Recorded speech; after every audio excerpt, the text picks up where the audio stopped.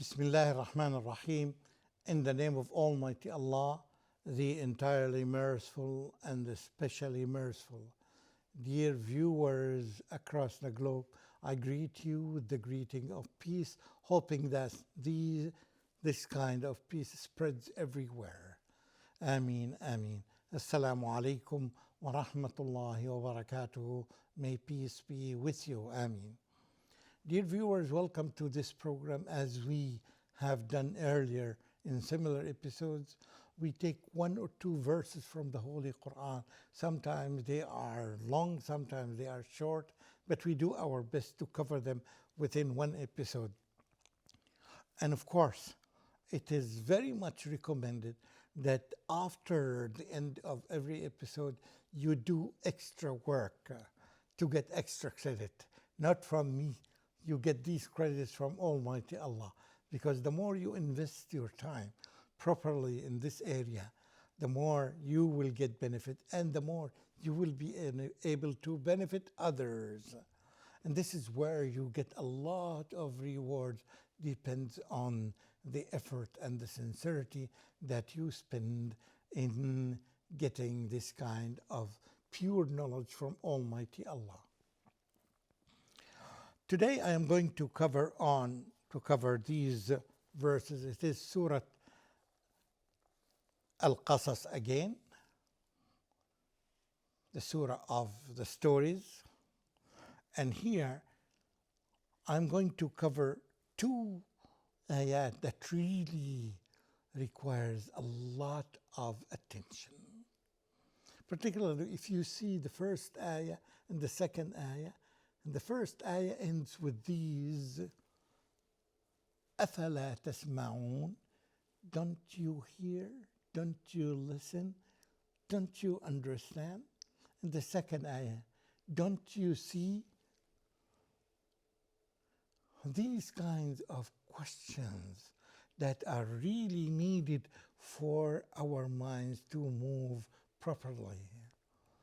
And in the field of education, we are very much encouraged to raise these kinds of questions so that to develop the way our students think. And this refers, of course, may be inclusive to include every human. Every human has the right to develop his thinking, to reflect, to examine, to read this, and to criticize this and evaluate this and reread this again and again and again. This is a very helpful kind of education that all the parents are needed to encourage with their and to apply with their children and with their family members. Look at this verse. This is verse number 71 and verse number 72 in a chapter called Al-Qasas 28, chapter 28. I'm quite sure by now, you are very familiar with this chapter because it talks about stories. But here, within these stories, it stops you. So it gives you some ayat and asks you to think and reflect. What would happen if it happens, if Allah subhanahu wa ta'ala causes things to change the way they are? Now, there are many things that we see every day, but we don't have the time even to reflect upon them. What would happen if the night continues? What would happen if the daylight continues? We never asked ourselves these questions. Let me really read them again and again and explain them, try to explain them in the way that it becomes, inshallah, hopefully easier for us to understand. This is chapter number 28, and this is verse number 71 and 72.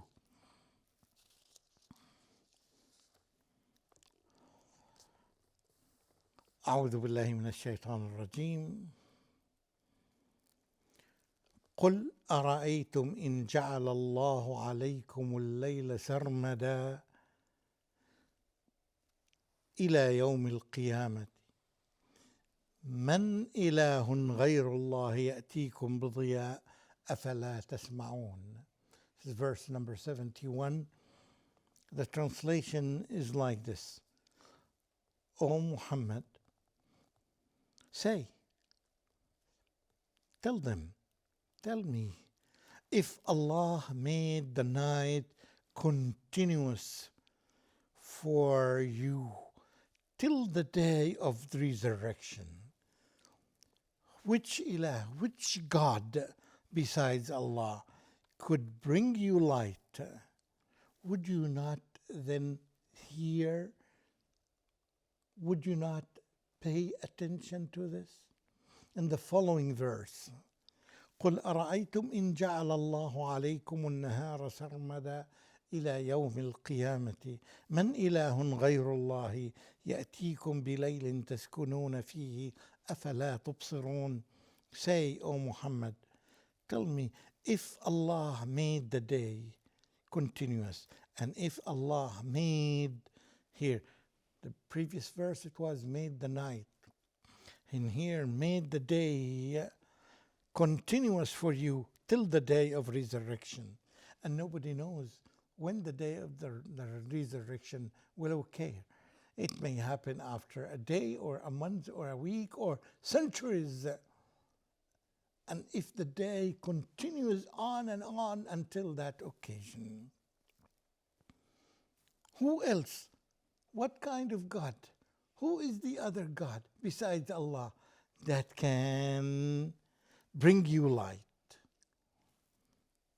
or can bring you night so that you can take rest? Will you not see? Don't you see? Don't you reflect? These are kinds of verses, and I'm quite sure that requires, I hope, you open the Mus'haf in front of you and you try to examine it and to get other books of tafsir so that you get clear understanding of this. What would happen if the night, simply, if the night continues on and on and on and on and on? There will never be a break for a day. We will never see daylight. What would happen? Try to give it some time and reflect upon this situation. What would happen to you? What would happen to the children? What would happen to the plantation system? What would happen to electricity? What would happen to this and this and this and this? You can raise, I'm quite sure, thousands of questions. And if you go deeper, you can identify thousands of problems in economy and in health and in many areas that may result as this situation rises. Try to imagine what would happen. Would you be able to take rest if there is no night? We take rest when night comes. And this is one of the wisdoms why Allah subhanahu wa ta'ala created day and night, so that our bodies would take rest. You can ask doctors about that.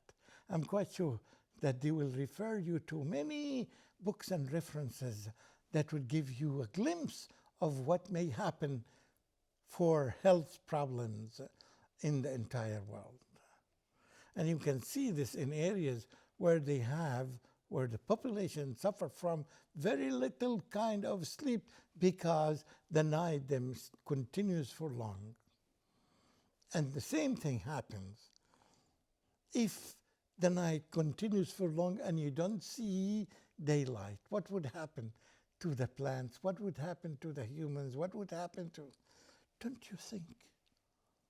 Oh, you say that you can find a normal response by people would say that we never thought of that.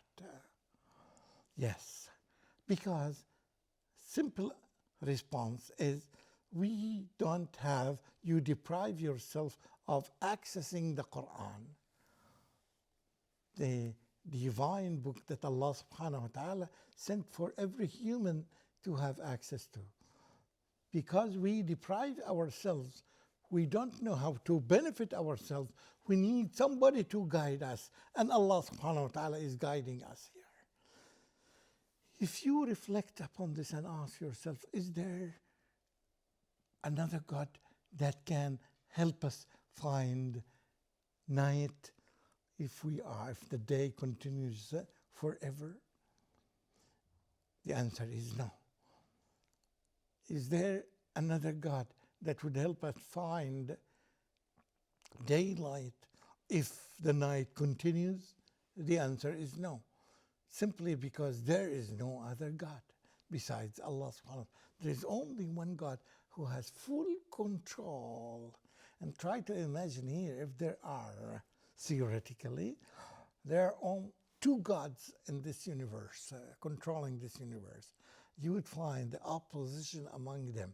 One of them wants to extend the light, and one of them wants to extend the daylight, and so on and so forth. And everything in this universe, you will find this kind of clash and contradictions in things. If there are two gods, there is only one God, and this is the wisdom of having one God in entire universe.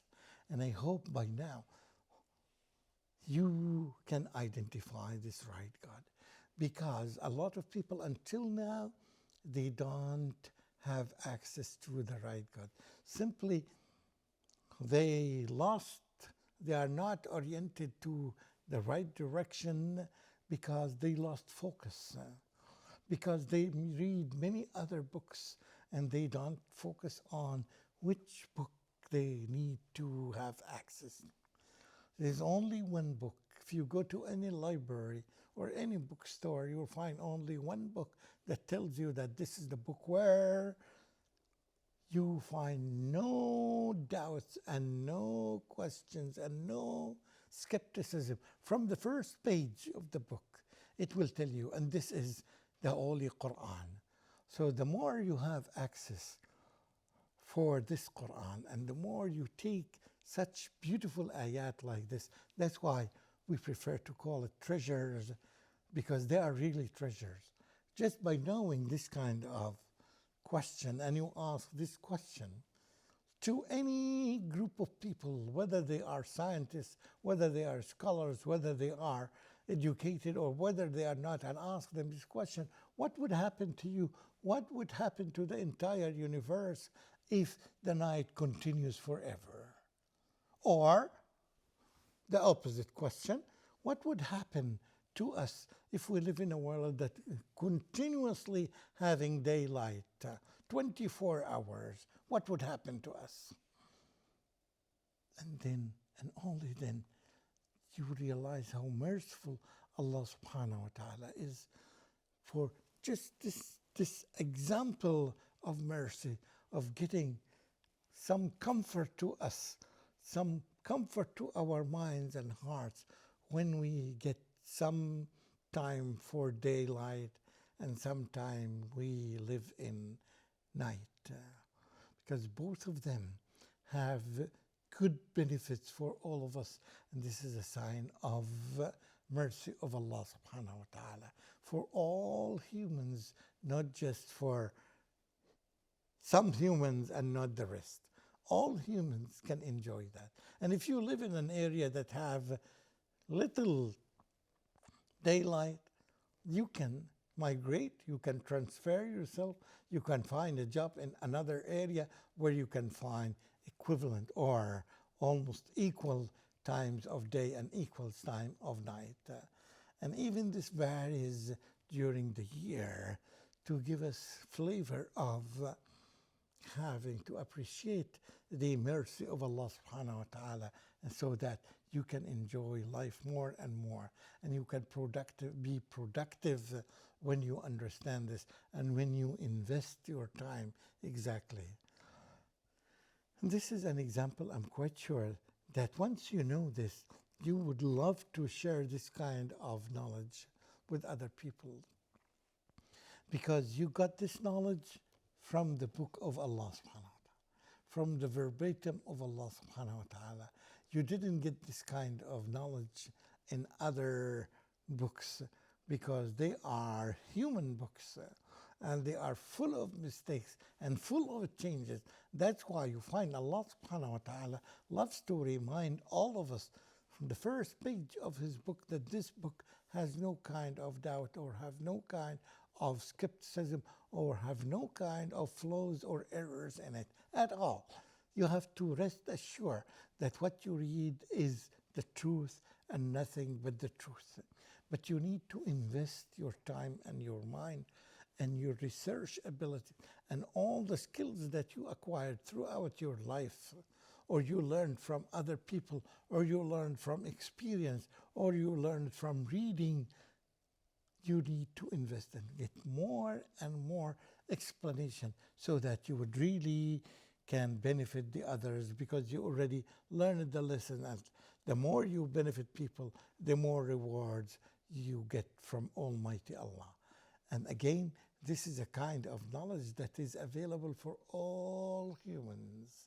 No preference among all humans in this aspect.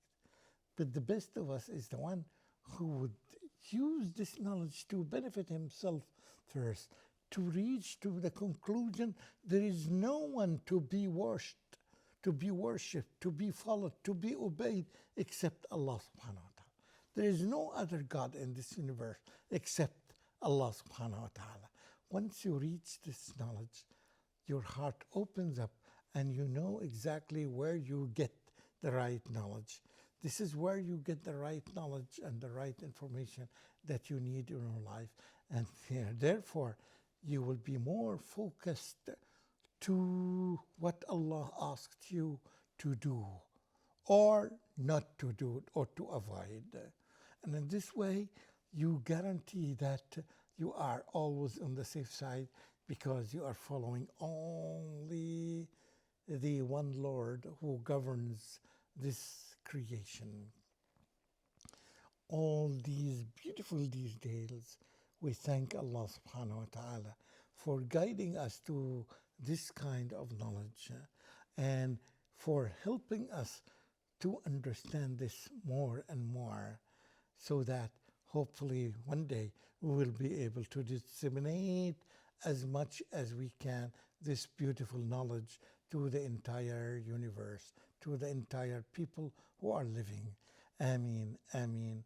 Wassalamu alaikum wa rahmatullahi wa barakatuh.